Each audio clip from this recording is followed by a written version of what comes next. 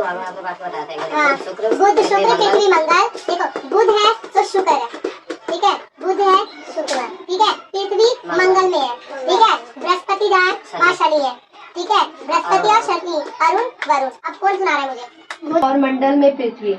सूर्यास्त के बाद आकाश को तो देखा होगा कितना अच्छा लगता है। आसमान में पहले या तो एक या दो चमकते हुए बिंदु दिखते हैं, लेकिन बाद में इसकी संख्या बढ़ जाती है। उसे क्या कहते हैं? जो चमकते हुए बिंदु दिखते हैं उसे क्या कहते हैं?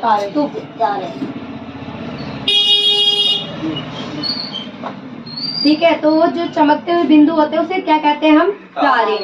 अच्छा, ये बताओ, इस चमकीली वस्तु के साथ आप लगभग प्रतिदिन चंद्रमा को भी देखते होंगे। अब आसमान में तारे चमक रहे हैं तो उसके आसपास तुम किसको देखते हो? चंद्रमा को देखते हो। यह अलग अलग समय पर अलग अलग आकार तथा अलग अलग स्थितियों में दिखाई पड़ता है। कभी चांद आधा दिखता है, कभी पूरा दिखता है, तो अलग अलग स्थितियों में हमें चांद देखने को मिलता है।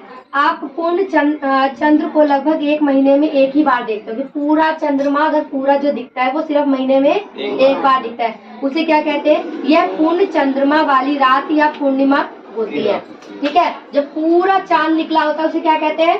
पूर्णिमा या पूर्ण चंद्रमा। 15 दिन के बाद आप इसे नहीं देख सकते। जब ये 15 दिन बाद नहीं दिखता तो इसे क्या कहते हैं? यह नए चंद्रमा की रात्रि या अमावस्या होती है। ये नए चंद्रमा की रात्रि होती है। अब नया चंद्रमा धीरे धीरे अगले दिन से छोटा छोटा फिर दिखना शुरू हो जाता है और फिर आगे लेट लती। ठीक है, तो देखो हम पढ़ रहे हैं सौरमंडल। देखो भाई, साइंस का ही है, जब है ना 15 दिन, मैंने एक बार बताया था तुम्हें कैलेंडर में देखकर कि 15 दिन है ना, 15 दिन चंद्रमा दिखता है, मतलब धीरे धीरे छोटे से बड़ा बड़ा बड़ा बड़ा, अब पूरा चांद रहता है, पूरा चांद रहता है तो फिर क्या कहते हैं उसे? पूर्णिमा। पूर्णिमा। और धीरे धीरे फिर पूर्णिमा के बाद से वो धीरे धीरे थोड़ा थोड़ा कम होता जाता है और फिर 15 दिन बाद वो लापता हो जाता है, तो उसे क्या कहते हैं? अमावस्या। क्या आपको इस बात पर आश्चर्य नहीं होता कि हम दिन के समय चंद्रमा एवं उनकी छोटी छोटी चमकीली वस्तुओं को क्यों नहीं देख पाते? ऐसा इसलिए होता है क्योंकि सूरज के अत्यधिक तेज प्रकाश के कारण रात के समय चमकने वाली वस्तुओं को हम नहीं देख पाते। अब देखो, चंद्रमा वही है और क्या कहते हैं, चंद्रमा वही है, तारे सब वही है, ठीक है, सब कुछ वही होता है, लेकिन सूरज की रोशनी इतनी तेज होती है आसमान में कि हमें वो तारे और वो चंद्रमा दिखता ही नहीं है। लेकिन जब सूरज की रोशनी नहीं होती, सुबह के टाइम देखा होगा तो चंद्रमा तभी भी हमें दिखता रहता है, 6-7 बजे तक, 8 बजे तक हल्का हल्का दिखता रहता है। लेकिन जैसी सूरज की रोशनी तेज होती है तो हमें चंद्रमा वगैरह नहीं दिखता, ठीक है। तो सूर्य, चंद्रमा तथा वे सभी वस्तुएं जो रात के समय आसमान में चमकती है उसे खगोलीय पिंड कहते हैं। अब बताओ मुझे, खगोलीय पिंड किसे कहते हैं? सूर्य, चंद्रमा और जो चमकने वाली जो वस्तुएं होती है आसमान में उसे क्या कहते हैं? खगोलीय पिंड। कुछ खगोलीय पिंड बड़े आकार वाले होते हैं, बड़े साइज में बड़े होते हैं तथा कुछ गर्म होते हैं। ये गैस से बने होते हैं, इनके पास अपनी ऊष्मा तथा प्रकाश होती है। ऊष्मा और प्रकाश, ऊष्मा बताओ क्या? और प्रकाश मतलब रोशनी, ठीक है, जिसे हमें बहुत हाथ रख के जिसे वे बहुत बड़ी मात्रा में उत्सर्जित करते हैं। इस खगोलीय पिंड को तारा कहते हैं। सूर्य भी एक तारा है। सूर्य भी क्या है? एक तारा है। और जिस खगोलीय पिंड के पास अपनी ऊष्मा और अपना प्रकाश होता है वो तारा कहलाती है। क्या कहलाती है? तारा। तारा। ऊष्मा, सूरज के पास ऊष्मा है, हाँ गर्मी है, और प्लस में प्रकाश है, तो वो क्या कहलाती है? तारा। तो हमारे जो है ना, मतलब हमारा जो सौर मंडल है वो है ना एक तारे के चारों इर्द गिर्द घूम रहा है, क्योंकि सूर्य क्या है? तारा, तो सबसे नजदीक। तो जितने भी आसमान में तारे दिखते हैं ना, वो देखा जाए तो एक तरह से सूर्य ही, क्योंकि हमारे सबसे बहुत दूर होते हैं, लेकिन वो बहुत दूर है, इसीलिए हमें बहुत छोटे छोटे चमकते हुए दिखते हैं। और जितना भी चीजें चमक रही है ना, इसका मतलब उनके पास अपनी ऊष्मा और अपना प्रकाश है। लेकिन क्या पृथ्वी चमकती है? इनके पास अपना ऊष्मा प्रकाश नहीं है। किसी भी ग्रह के पास अपना ऊष्मा और प्रकाश नहीं है। तारे के पास होता है अपनी ऊष्मा और प्रकाश। रात के समय चमकते हुए अनगिनत तारे सूर्य के समान ही है। पता है, देखा है कि इसमें क्या बोला है, ध्यान से सुनो। रात के समय चमकते हुए अनगिनत तारे सूर्य के समान ही है, मतलब सूर्य के बराबर ही है, वो सूर्य ही है, लेकिन हमसे बहुत अधिक दूर होने के कारण हम लोग उसकी ऊष्मा और प्रकाश को महसूस नहीं कर सकते। मतलब वो इतनी दूर है ना कि उसकी ऊष्मा मतलब गर्मी और प्रकाश को हम महसूस नहीं कर सकते, लेकिन सूरज हमसे बहुत पास है और उसकी प्रकाश और गर्मी, क्योंकि सूरज में थोड़ी देर भी बैठ जाओगे पसीने पसीने हो जाते, गर्मी लगती है। आ जाओ फिर। आपने अवश्य ध्यान दिया होगा कि कुछ दूरी से देखने पर सभी वस्तुएं छोटी छोटी दिखाई पड़ती है। अत्यधिक ऊंचाई पर उड़ रहा हवाई जहाज कितना छोटा दिखाई देता है। भाई क्यों दिखाई देता है? रात्रि में आसमान की ओर देखते समय आप तारों को विभिन्न समूह द्वारा बनाई गई विभिन्न आकृतियों को देख सकते हैं। ये नक्षत्र मंडल कहलाते हैं।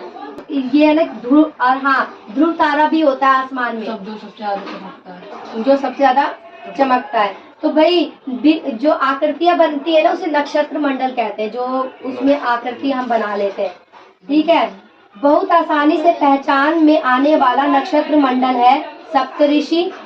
ठीक है, 7 तारों से बना हुआ है। यह 7 तारों का समूह है जो कि नक्षत्र मंडल। प्राचीन समय में लोग रात्रि में दिशा का निर्धारण तारों की सहायता से करते थे। लोग है ना तारों के हिसाब से, क्योंकि तारे तो अपनी जगह नहीं बदलते ना, तारे तो वही रहते हैं, तो तारों को देखकर है ना अपनी है ना दिशा देखते थे। तो उत्तरी तारा उत्तर दिशा में को बताया गया है। उत्तरी तारा उत्तर दिशा में बताया गया, जिसे ध्रुव तारा कहते हैं, जो उत्तर दिशा में ही उगता है। वो जहाँ उगा होगा ना इसका मतलब वो उत्तर दिशा है। इस तरफ होगा तो इस तरफ, जिस तरफ होगा वो उत्तर दिशा होगी। इसे ध्रुव तारा भी कहा जाता है। यह आसमान में हमेशा एक ही स्थान पर रहता है, वो एक ही जगह पे रहता है ध्रुव तारा। ठीक है, हम सप्तऋषि की सहायता से ध्रुव तारे की स्थिति का जान सकते हैं। सप्तऋषि की देखो 1 2 3 4 5 6 7, ये 7 तारे हैं, और इसके सीध में जो एक तारा होगा ना उसे क्या कहते हैं? ध्रुव तारा। ये 7 तारों का सप्तऋषि तारा और ये ध्रुव तारा, तो मतलब ये उत्तर दिशा है। तो भाग में आपने बात बताया था एक बार। हाँ, बुध शुक्र पृथ्वी मंगल। देखो बुध है तो शुक्र है, ठीक है, बुध है शुक्र, ठीक है, पृथ्वी मंगल में है, ठीक है, बृहस्पति जहाँ है वहाँ शनि है, ठीक है, बृहस्पति और शनि, अरुण वरुण। अब कौन सुना रहा है मुझे? बुध शुक्र, शुक्र पृथ्वी मंगल और बृहस्पति शनि और वो क्या नाम था? अरुण वरुण। ठीक है, तू सुना। पहले क्या था भाई? बुध शुक्र पृथ्वी मंगल बृहस्पति शनि और अरुण। ठीक है, तू सुना। बुध शुक्र पृथ्वी मंगल और ये तो कितना गंदा बच्चा, कान पकड़ ले। पृथ्वी मंगल बृहस्पति शनि अरुण वरुण। ठीक है, बताओ तुम्हें ग्रह के नाम नहीं पता? हम साल से ज्यादा हो गए सीखे। अच्छा ये बताओ पृथ्वी चंद्रमा हमसे कितना दूर है पृथ्वी से? 3,84,400 किलो दूर। 3,84,400 किलोमीटर। देख लो,